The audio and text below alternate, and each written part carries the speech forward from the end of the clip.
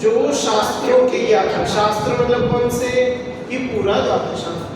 मतलब देखो यहाँ पर जो गाथा में जो टीका में बात आई वो तो था कि जिनेंद्र भगवान की दिव्य ध्वनि वो जो सुने उसे श्रुत कहते हैं, और जो उसे जाना तो उसे श्रुत ज्ञान कहते हैं।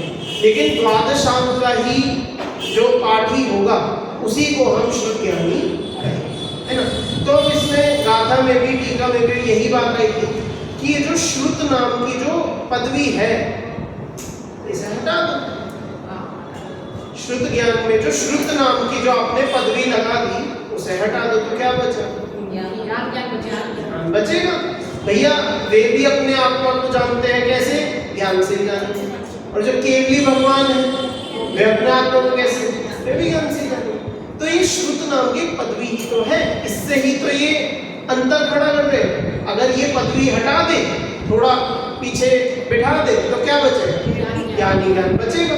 तो इसलिए बोला कि दोनों के आत्मानुभवन में, उनके ज्ञान में कोई भी अंतर नहीं है। समझ में आया। अब देखो, अब जो आज हमें चर्चा करनी है, जो आज गाथा आई, यहाँ पर इस बात को समझाएंगे कि आत्मा और ज्ञान। अब तक भैया पूरा जो अधिकार था क्या समझा कि आत्मा का ज्ञान ऐसा होता है, आत्मा में ऐसा ज्ञान होता है, ये करता है, वो करता है, ऐसे जानता है, तैसे जानता है ना। अब यहाँ बता रहे हैं कि जो आत्मा है और ज्ञान है कोई अलग अलग वस्तुएं ही नहीं है।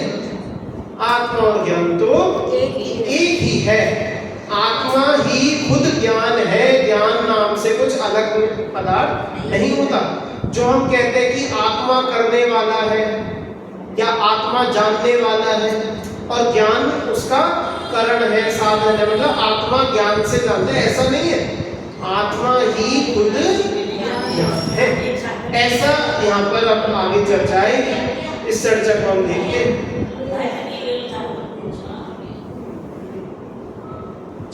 पृष्ठ क्रमांक 50 पर है, ठीक है।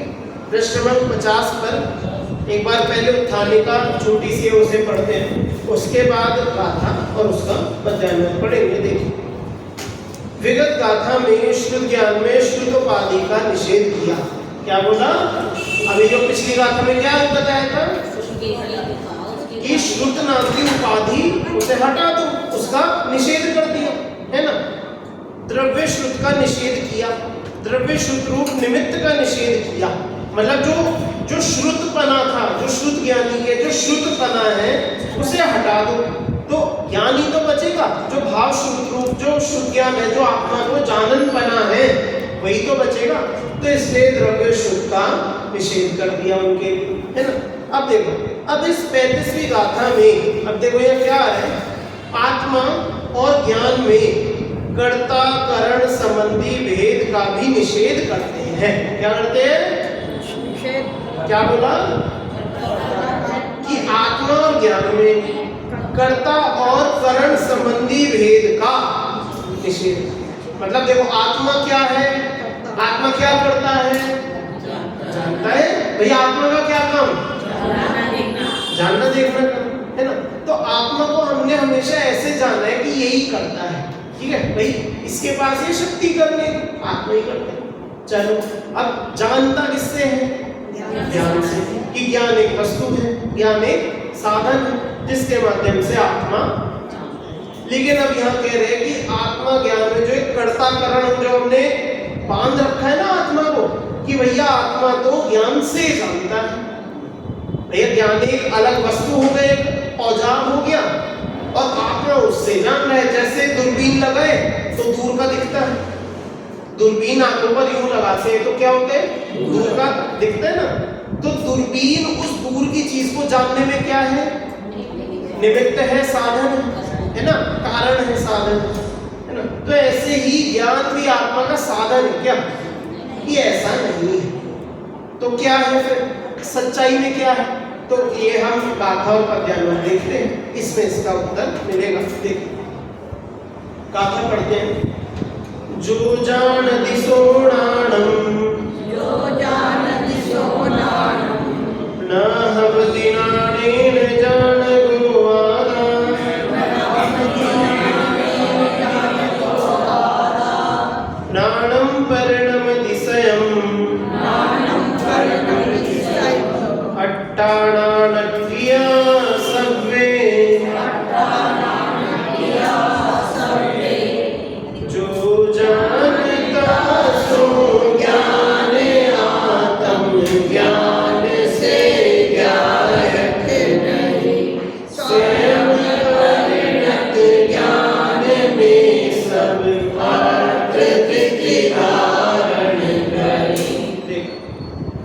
बिल्कुल, अगर हिंदी भी आपको समझ में आती है तो बिल्कुल स्पष्ट अर्थ है।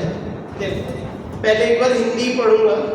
जो जानता सो ज्ञान।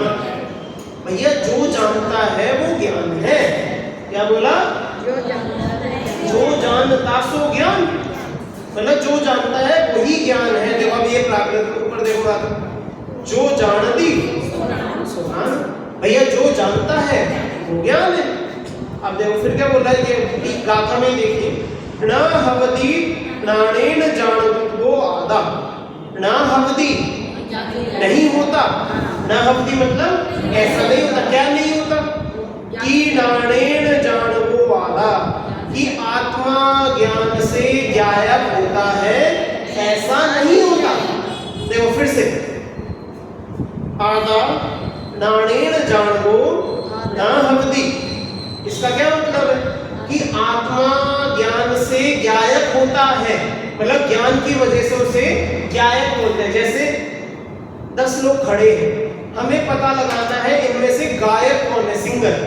ठीक है, तो हम क्या देखेंगे? भैया, जिसके हाथ में माइक होगा, जिसके हाथ में कोई किताब होगी, या फिर जिसने कोई ऐसे कपड़े पहने हो, या फिर जिसके हाथ में कोई इंस्ट्रूमेंट हो, तो हम उससे पहचान लेंगे भैया इसके हाथ में माइक है तो यही गायक है, यही गाने वाला है ना। तो ऐसा नहीं है कि आत्मा में ज्ञान है इसलिए वह गायक है, ऐसा नहीं होता।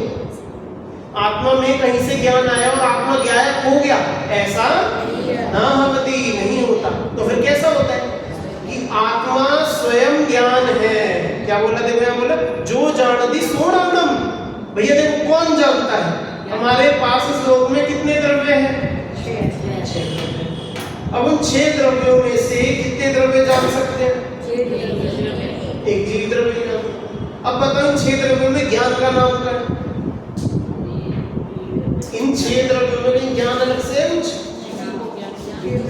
जीवी ज्ञान है। यही तो बात सिद्ध करनी है जो आपने बोला ना कि जीवी ज्ञान है। भाई, यही बात यहाँ पर सिद्ध करनी है कि जो जानता है वो ही ज्ञान है। भैया, आत्मा जानता है, तो इसका अर्थ क्या हुआ कि आत्मा स्वयं उस ज्ञान रूप परिणमित होता है। क्या बोला?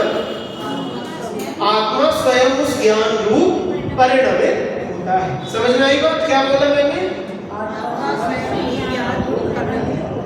इस बात का मतलब समझ में आया कि आत्मा खुद ही ज्ञान बनता है, खुद ही ज्ञान होता है। ठीक है, बात समझ में आई ना? अब देखो, जो जानती सो नानम न हवदी नाणेन जानो आदा, कि आत्मा ज्ञान से गायब होता है, ऐसा नहीं है। तो फिर कैसा है कि जो जानता है वही ज्ञान होता है। अच्छा, ये बात और कहाँ आई थी इस तरह का कुछ?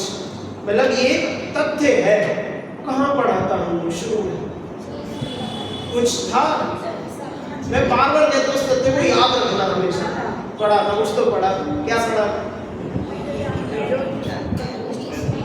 शुरू में था, बिल्कुल शुरू में। चलो हिंट देता हूँ, 8वीं का था। और बताओ, कुछ इस तरह से था कि जिस समय जिस वस्तु का जो भाव होता है वह वस्तु वही होती है। 8वीं का देखो है ना, 8वीं का देखो है ना। देखो ख्याल आ गया, बात ख्याल आई कि जो वस्तु जिस समय जिस भाव रूप होती है उस समय वो वही होती है। अगर हम पिताजी के साथ हैं तो उस समय हम उनके बेटे हैं। अगर हम अपने भाई के साथ इस समय हम भाई, इस समय आप यहाँ बैठे हो तो आप श्रोता हो। आप अपने घर में जब उस समय तो आप उस समय अपने घर के मालिक हो, सदस्य हो, है ना।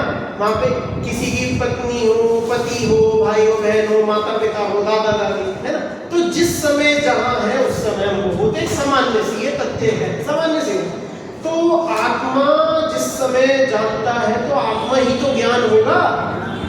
अब आत्मा कब कब जानता है और कब कब नहीं जानता? आत्मा कि ज्ञान ही एक ऐसी शक्ति है आत्मा की जो 3 काल में रुकती नहीं है। निबोध से लेकर सिद्ध तक, अनादि से लेकर अनंत तक, ज्ञान एक ऐसा कार्य है जो आपको रुक ही नहीं सकता।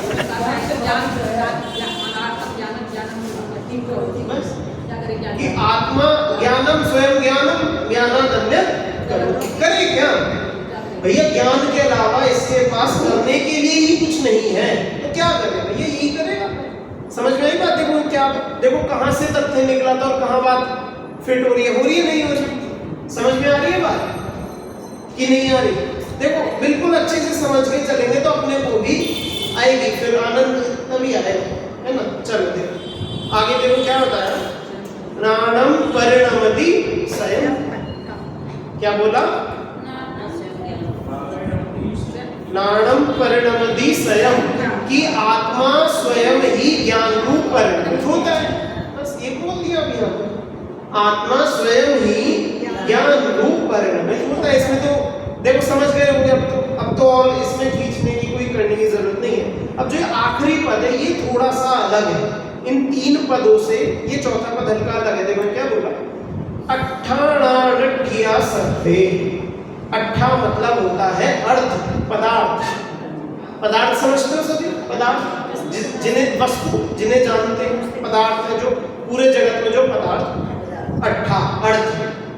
नाणठिया, नाणठिया में नाण मतलब ज्ञान, ठिया ठिया ठिया बोलते हैं दुकान को ठिया, ठिया मतलब ठिकाना,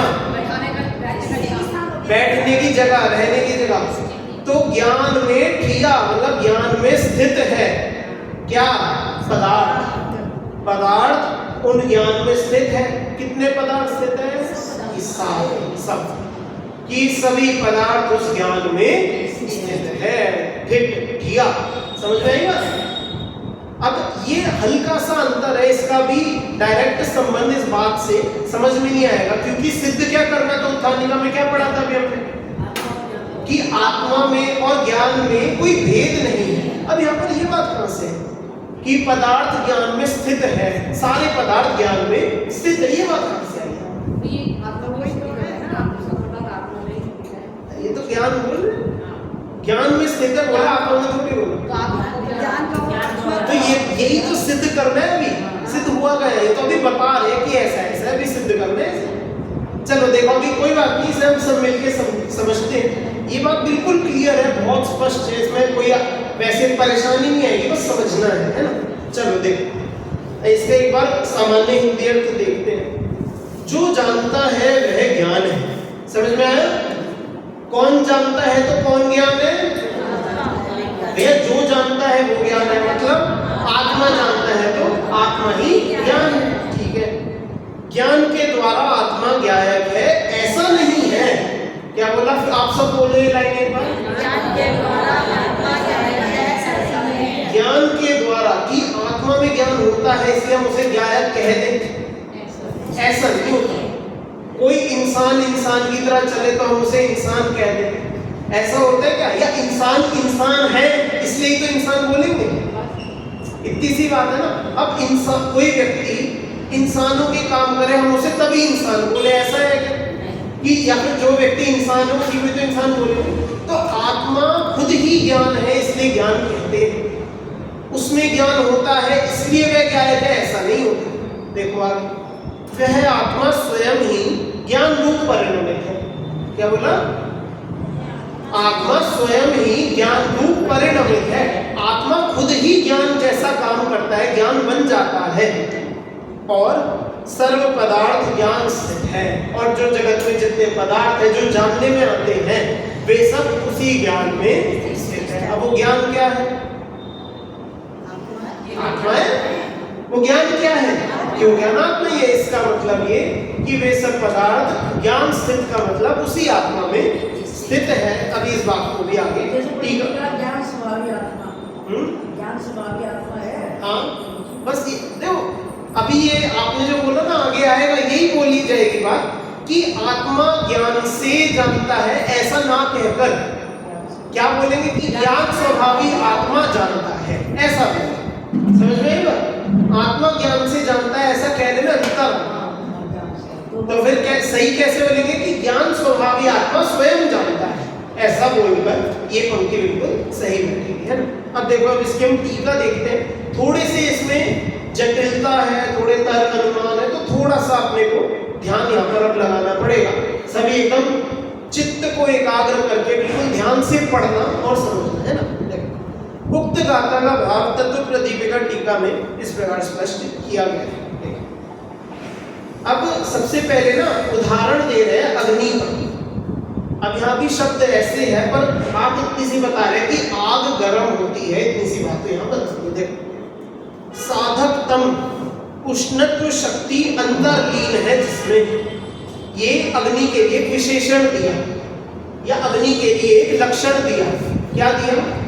साधकतम उष्णत्व शक्ति अंतर्लीन है जिसमें, मतलब साधकतम मतलब कि सबसे ज्यादा जो कुछ गर्म हो सकता है वह सबसे ज्यादा, साधकतम मतलब सबसे ज्यादा, है ना।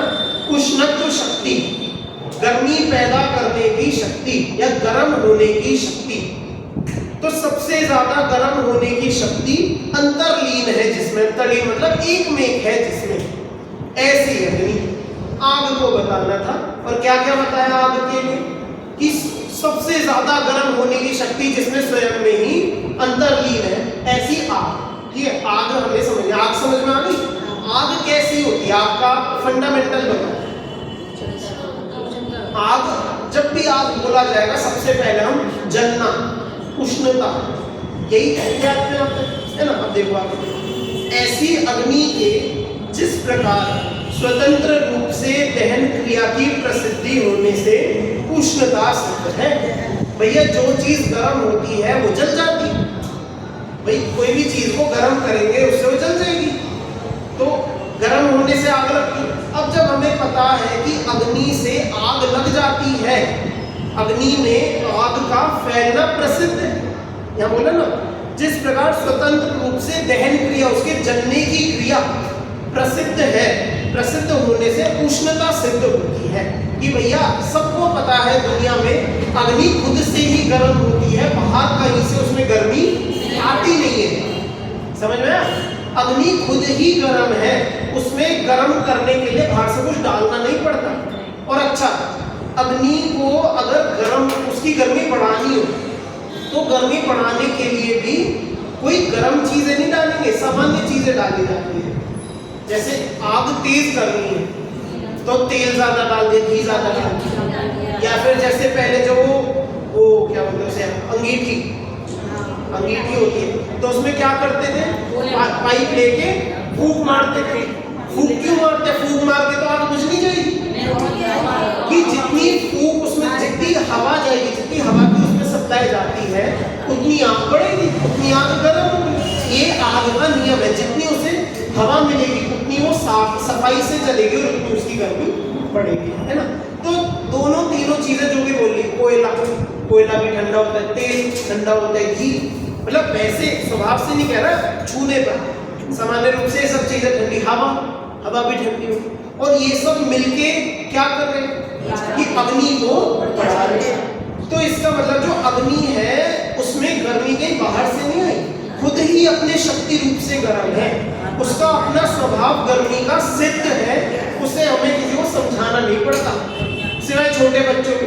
छोटे बच्चे नहीं जानते भाई अग्नि गर्म होती है, जलते फिरते चलते हैं ना। तो अग्नि की गर्मी को सिखाना नहीं पड़ता या अग्नि को गर्म करना नहीं पड़ता, अग्नि खुद ही गर्म होती है। समझ में आई ये बात? तो जैसे अग्नि खुद ही गर्म है, उसका जो उष्णता है खुद से ही सिद्ध है। समझ में आई इतनी बात? ये उदाहरण फिट हो गया, बिल्कुल आगे समझ सकते हो। आगे देखो, उसी प्रकार अपृथक भूत। अब देखो एक एक शब्द का मैं बताते चलता हूँ। सबसे पहले बोला अपृथक भूत। पृथक मतलब होता है अलग करना, और अपृथक मतलब जिन्हें अलग नहीं कर सकते। अपृथक भूत मतलब अलग ना होने वाले, मतलब जिन्हें अलग नहीं किया जा सकता। ऐसे कर्तृत्व और कर्णत्व, क्या है ऐसे? कर्तृत्व और कर्णत्व, कि कर्ता जो भी होगा और कार्य जिस भी करण से हुआ होगा वे एक ही होंगे नियम से। कर्ता और करण को कभी अलग नहीं किया जा सकता। मतलब जो धर्म के अपने जो षटकारक होते हैं उनके अनुसार, देखो दुनिया में तो हम जैसे व्यवहार में जैसे होता है, हम तो यहाँ पर अपने षटकारकों की बात करते हैं। यहाँ षटकारकों में यही कहा जाता है जो करता है वे करण से अलग नहीं हो सकते। समझ में? तो यहाँ यही बता रहे कि अपृथकभूत कर्तृत्व और करणत्व कि जो काम करता है और जिससे काम किया जाता है वो अलग तो नहीं हो सकते, वो ना अलग होने वाले। तो ऐसे कर्तृत्व और करणत्व की शक्ति रूप परम ऐश्वर्यवान होने से, क्या बोला कि ऐसी जिसमें शक्ति है कि जो कर्तापना और जो करणपना जिनका अलग नहीं हो सकता, ऐसे शक्ति रूप परम ऐश्वर्यवान होने से ये इनका वैभव है कि कर्ता और करण ये अलग नहीं हो सकते। ये अपनी आत्मा का क्या है? ये ऐश्वर्य है, वैभव है अपना। समझ में आई बात? देखो इसकी अब मैं चर्चा आगे देखो खोलूंगा, ये अगले ही पैराग्राफ में बात आएगी, वहां पर खोलेंगे इसे। अभी आप समझ लो वैभव किसे दिखा रहे हैं, जो ऐश्वर्यपना किसका दिखा रहे हैं? आत्मा का क्या ऐश्वर्य दिखा रहे हैं कि जो कर्ता और करण है वे अलग नहीं हो सकते। ये इसका आत्मा का क्या है? वैभव है, संपत्ति, उसकी प्रॉपर्टी, उसका ऐश्वर्य है। समझ में? देखो तो ऐसा परम ऐश्वर्यवान होने से जो आत्मा स्वयमेव जानता है वही ज्ञान है। क्या बोला कि आत्मा भैया खुद ही जानता है, आत्मा किसी और के माध्यम से नहीं जानता, आत्मा स्वयं ही ज्ञान रूप होकर जानता है। तो इसलिए वह आत्मा क्या है? वही ज्ञान। ये तो था एक पॉजिटिव उदाहरण कि जैसे अग्नि खुद ही गर्म है ऐसे आत्मा खुद ही ज्ञान है। समझ में आया? जैसे अग्नि खुद गर्म होती है ऐसे ही आत्मा खुद ज्ञान होता है। जैसे अग्नि में गर्म करने के लिए कुछ करना नहीं पड़ता, ऐसे आत्मा को जानने के लिए बाहर से कुछ लाना नहीं पड़ता, ढूंढना नहीं। समझ में? देखो अब उल्टा उदाहरण भी एक दे रहे, परंतु ऐसा नहीं है कि जिस प्रकार पृथकवर्ती हाशिए से देवदत्त काटने वाला कहलाता है। देवदत्त नाम का एक आदमी, उसके हाथ में हाशिया मतलब कोई औजार होता है जिससे कटाई करते हैं, खेती में कटाई करते हैं, ठीक है। तो अब अगर देवदत्त के हाथ में वो हाशिया है तो हम उसे बोलेंगे कि वो काटने वाला है। अब वो किसी शादी पार्टी में जाए तो क्या वहां भी वो हाशिया लेके घूमेगा? या फिर वहां भी हम उसे काटने वाले बोलेंगे? वहां तो हम उसे बाराती बोलेंगे। वहां पर अगर वो खा रहा होगा तो जीने वाला बोलेंगे, है ना? जो भी कुछ काम कर रहा होगा उस हिसाब से बोलेंगे। लेकिन जिस समय उसके हाथ में हाशिया, उस समय हमने उसे क्या बोल दिया? काटने वाला बोल दिया। तो क्या वो उसका स्वभाव हो गया क्या काटने वाला? अब वो उस काम को छोड़ दे तो जीवन भर काटने वाला ही रहेगा? नहीं रहेगा। तो यही बात समझा रहे हैं कि इस तरह से नहीं होता कि आत्मा ज्ञान से जानता है इसलिए आत्मा को ज्ञान कहते हैं, ऐसा नहीं है। देखो इस बात को मैं बार बार बोल रहा हूँ, इस बात को सच नहीं मानना है। आत्मा ज्ञान से जानता है इसलिए वह ज्ञायक है, ऐसा नहीं है। ऐसा नहीं है, इसे गलत नहीं पकड़ना। देखो याद रखना, आत्मा ज्ञान से जानता है इसलिए ज्ञायक है, ऐसा नहीं। इस बात को अभी इतना आगे ख्याल। अब देखो अब आगे ये विषय आ रहा है कि अगर ऐसा मान ले कि आत्मा और ज्ञान अलग अलग है, मान लिया भैया कोई लड़ने बैठ गया, नहीं भाई अलग ही होते, हम तो कहेंगे कि आत्मा और ज्ञान तो भिन्न भिन्न चीजें हैं। पूरा ज्ञान अधिकार इतना बड़ा लिख दिया उसके ऊपर, जब अब तुम कह रहे हो एक ही है ना? हम तो नहीं मानते कि अलग अलग है। तो अब देखो अब हम उनकी भी इस समस्या का समाधान बताते। देखो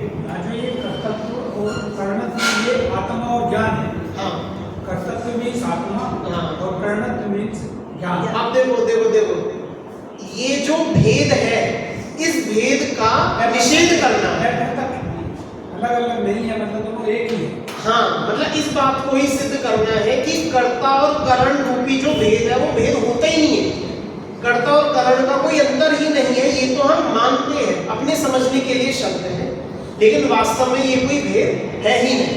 ऐसा चलो अब देखो आगे देखते हैं, थोड़ा सा ध्यान लगाना। यदि ऐसा हो तो कैसा हो तो कि उसी प्रकार ज्ञान से आत्मा जानने वाला है, जो पीछे बोला था। अगर ज्ञान से आत्मा जानता है, अगर ऐसा मान ले, मतलब आत्मा और ज्ञान को अलग अलग मान ले, यदि ऐसा हो तो दोनों में अचेतनता आ जाएगी। दोनों में क्या आ जाएगी? अचेतनता। अचेतनता क्या होता है? जड़, मरा, बिना जान के, बिना चेतन के कि कुछ नहीं कर सकता। अब देखो कैसे, ये बात कहां से? दोनों अचेतन और दो अचेतनों का संयोग होने पर भी ज्ञप्ति उत्पन्न नहीं होगी। अब देखो इस बात को समझते। मान लो हमने आत्मा को अलग कर लिया और ज्ञान को अलग कर लिया, दो अलग अलग चीजें हो गई। अब यदि हम इन दोनों को अलग मानेंगे तो दोनों ही अचेतन हो जाएंगे। कैसे? कि आत्मा तो जान नहीं सकता, क्योंकि ज्ञान से जानते, ज्ञान अलग है। अब जब ज्ञान ना हो तो आत्मा तो जड़ हो जाएगा। क्यों? क्योंकि जान ही नहीं सकता, कुछ ही नहीं करेगा। क्या अनुभव किसका करेगा? उसके साथ अच्छा बुरा सब कुछ होगा, दुनिया में भटकेगा, घूमेगा फिरेगा, जानेगा क्या? कुछ नहीं। तो आत्मा अचेतन हो, ठीक है। अब जो ज्ञान है, ज्ञान खुद से जान ही नहीं सकता, क्योंकि ज्ञान में वो जो जीवत्वपना नहीं, ज्ञान में वो जीवनपना नहीं है। वो तो एक खिड़की की तरह, मानो अगर ज्ञान अलग से देखे तो ज्ञान क्या है? यानी खिड़की की तरह है, कैमरे की तरह है। कैमरा देख लेता है, दिखा लेता है। खिड़की से हम लोग देख लेते हैं, अंदर रोशनी है। शीशा है, शीशे में चीजें दिख जाती है, उन्हें देख लेते हैं। लेकिन क्या ये तीनों चीजें खुद कुछ जान सकती है क्या? खुद कुछ अनुभव कर सकती है क्या? तो आत्मा तो अचेतन हो गया बिना ज्ञान के, और ज्ञान भी अचेतन हो गया क्योंकि आत्मा। तो दोनों अगर एक दूसरे से भिन्न हो गए तो दोनों क्या हो जाएंगे? अचेतन हो जाएंगे। और अब अच्छा, अब कोई बोले अच्छा दोनों अचेतन है ना, और दोनों को जोड़ दो तो चेतन हो जाते हैं। अब आप एक बात बताओ भैया, दो मरी हुई चीजों को जोड़ के चीज जिंदा कैसे? समझ में ना भैया? दो अचेतन वस्तुएं हैं, हमने दोनों को लिया, उन दोनों अचेतन वस्तुओं को हम जोड़ दें तो क्या उनमें जीवन पता कहां से आएगा? आ ही नहीं सकता। क्यों? दो अचेतनों को जोड़ के यदि चेतनपना आ जाए भैया, दुनिया नहीं चलेगी। फिर तो हम क्या क्या जोड़ दें? हम तो दुनिया की कितनी चीजों को जोड़ दें। चलो अब देखो, ये जो आपने बोला जड़ वाला, ये भी अभी आ गया, ये भी देखो आत्मा और ज्ञान के पृथकवर्ती होने पर भी यदि आत्मा को ज्ञप्ति होना माना जाए। अब भी यही बोला कि चलो हम कहते हैं कि दोनों अचेतनों को जोड़ के किसी तरह से आत्मा उस ज्ञान के माध्यम से मान लो जान भी ले। मान लो अभी दो अचेतनों को जोड़ के चेतन करना वैसे तो संभव नहीं है, पर मान लो हो जाता हो ऐसा भी कि आत्मा में ज्ञान जोड़ा और आत्मा ने उस ज्ञान के माध्यम से जान लिया। यदि ऐसा मान लिया जाए तो क्या दिक्कत आएगी? तो ऐसा माना जाए तो पर मतलब एक व्यक्ति के ज्ञान द्वारा पर दूसरे व्यक्ति को ज्ञप्ति हो जाएगी कि ज्ञान मेरा लगा दो, आत्मा आपकी लगा दो, और ये इनकी आत्मा मेरे ज्ञान के माध्यम से जान लेगी। फिर तो ऐसा भी हो सकता है भैया, हमें कोई भी ज्ञान पकड़ दिया, कोई भी आत्मा पकड़ दी, दोनों को जोड़ो, एक आत्मा दूसरे के ज्ञान से जानेगी। ऐसा हो सकता है क्या? लेकिन ऐसा हुआ है क्या आज तक? कभी ऐसा ना तो कभी हुआ है और हो सकता भी नहीं है ना। तो इसलिए भी ऐसा मानने पर भी आपत्ति ही है। अब देखो और दिक्कत है, देखो ये तो समझ में आ गया कि अगर ज्ञान को अलग से रख के हम आत्मा में जोड़े और आत्मा उस ज्ञान से जाने, तो किसी का ज्ञान ले लिया, किसी की आत्मा ले ली, एक आत्मा दूसरे के ज्ञान से भी जान लेगी। और क्या होगा इसके अलावा?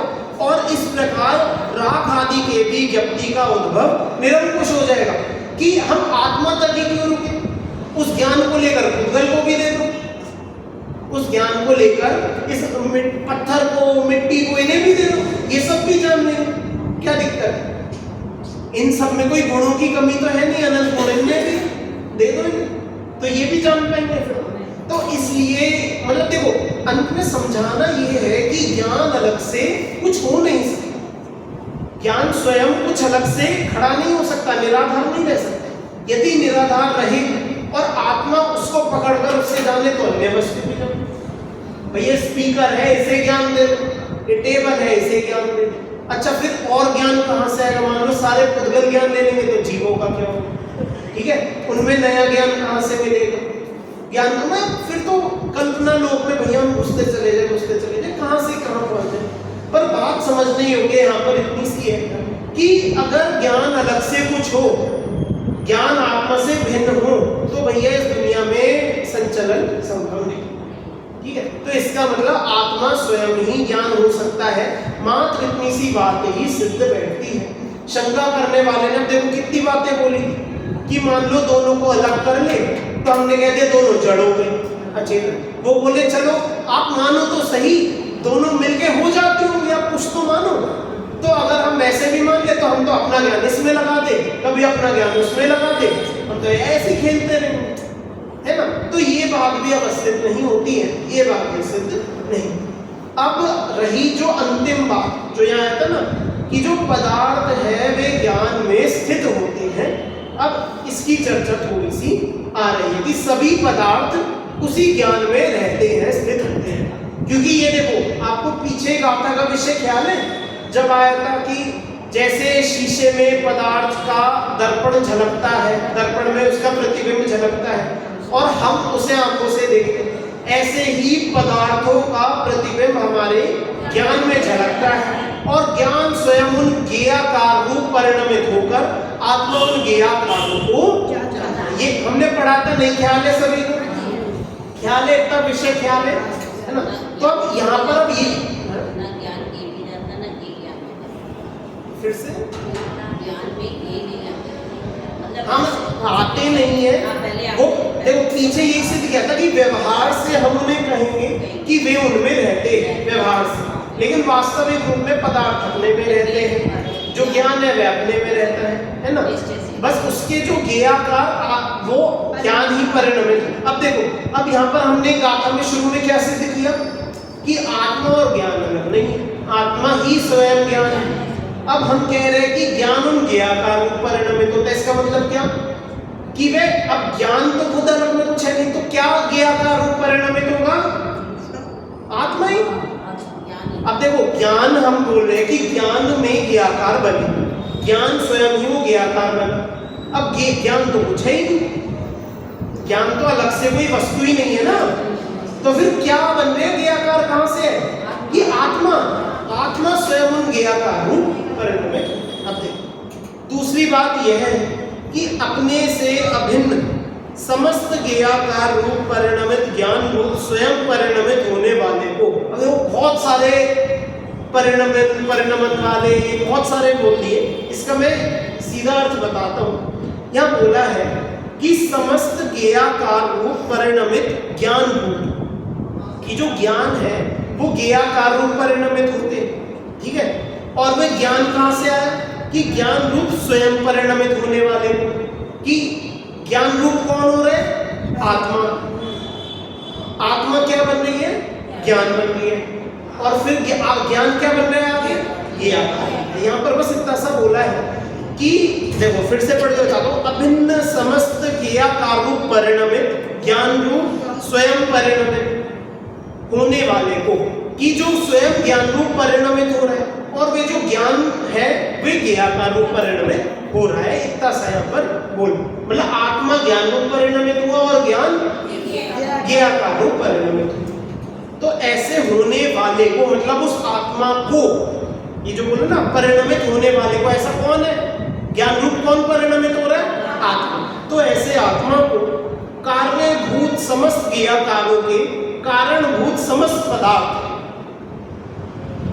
कार्यभूत समस्त तो ज्ञेयाकार है, मतलब जो झलके, जो हमारे ज्ञान में क्या झलक रहे, ज्ञेयाकार झलक रहे, वो तो कार्य होगा। अब वे ज्ञेयाकार कहां से आए थे? अपने अपने पदार्थों से। भैया जो जान रहे हैं वो उन पदार्थों से आकृति आई ना। जैसे भैया बैठे हैं, शीशा लगा दो, भैया शीशे में झलकेंगे, तो शीशे में भैया क्यों झलक रहे? क्योंकि सामने बैठे, वे पदार्थ है तो ही तो झलकेंगे ना। तो जो झलक रहा है वो तो हो गया कार्य, और वे किस कारण से आए? उन पदार्थों से, पदार्थों का प्रतिबिंब है ना। तो यहाँ बोल रहे हैं कि उस आत्मा को उन कार्यभूत समस्त ज्ञेयाकारों के कारणभूत समस्त पदार्थ कथंचित ज्ञान वर्ती ही है, कि वे जो पदार्थ हैं वे उस आत्मा में कथंचित रहते हैं। इस बात को यहाँ बताना है। मतलब वो ज्ञान में कहीं अलग से नहीं रहते, या फिर हम आत्मा यहाँ बैठी है, पदार्थ वहाँ है और हमारा ज्ञान वहाँ चल के गया, उसे जान के हम तक ले आया। ऐसे ज्ञान मतलब यहाँ पर जो ज्ञान की भिन्नता है यहाँ भी उसे खत्म कर दिया। कि अभी देखो यहाँ सवाल क्या खड़ा होगा कि आत्मा पदार्थ को जानेगा, ज्ञान से जानेगा, मतलब ज्ञान अलग है। ज्ञान अलग है क्या? है कि नहीं? नहीं है। क्यों नहीं है? क्योंकि आत्मा स्वयं ज्ञान रूप परिणमित हुआ और ज्ञान ज्ञेयाकार रूप परिणमित हुआ, और जो ज्ञेयाकार पदार्थों से है, तो उन पदार्थों का जो कार्य है, उन कारणभूत पदार्थों का कार्यभूत जो ज्ञेयाकार है वो सीधे आत्मा में ही आ रहा है। तो इसलिए वे जो पदार्थ है वो कथनचित रूप से, व्यवहार रूप से उसी आत्मा में ही, उस ज्ञान में ही स्थापित है। और ज्ञान क्या? ज्ञान तो आत्मा ही, ज्ञान तो स्वयं आत्मा ही है ना। तो देखो अब देखो अंत में क्या इसका निष्कर्ष क्या निकाला। इसलिए ज्ञाता और ज्ञान के विभाग की क्लिष्ट कल्पना से क्या प्रयोजन है कि भैया उनमें आप अंतर ढूंढ के क्या करोगे? ज्ञान और आत्मा में अंतर है ही नहीं, आप इसे ढूंढ रहे हो, खदेड़ रहे हो, तो कहां से निकलेगा अंतर जब है ही एक ही वस्तु है। तो इसके इनमें अंतर करने से कोई भी प्रयोजन नहीं है। जो ज्ञान जानता है ज्ञान नहीं रचना, जो ज्ञान जानता है ज्ञान नहीं रचना, ये ज्ञान से मिलकर उस ज्ञान होता। हाँ देखो ठीक है, भजन मुझे ख्याल में तो नहीं है, भाव इसका यही है इस भजन का भी, ज्ञान जो जानता है वो उसी का ही आकार है। अब ज्ञान किसका है? ज्ञान क्या है कि ज्ञान खुद ही आत्मा है। तो ज्ञान में जो झलका, ज्ञान में जो स्थित हुआ वो आत्मा में ही स्थित होता है। इसलिए आत्मा में मतलब जो ज्ञाता है आत्मा है, उसमें और ज्ञान में कोई कर्ता करण का संबंध नहीं है, आत्मा स्वयं ही। समझ में आया? तो इस तरह से ये इसमें इस बात को सिद्ध किया है। इसकी थोड़ी सी और सामान्य सी चर्चा है, सादी भाषा में इसका और निष्कर्ष दिया है। अभी के लिए समय हो गया तो इसे हम आगे देखेंगे, फिर इसके बाद अगली बात आगे हम चर्चा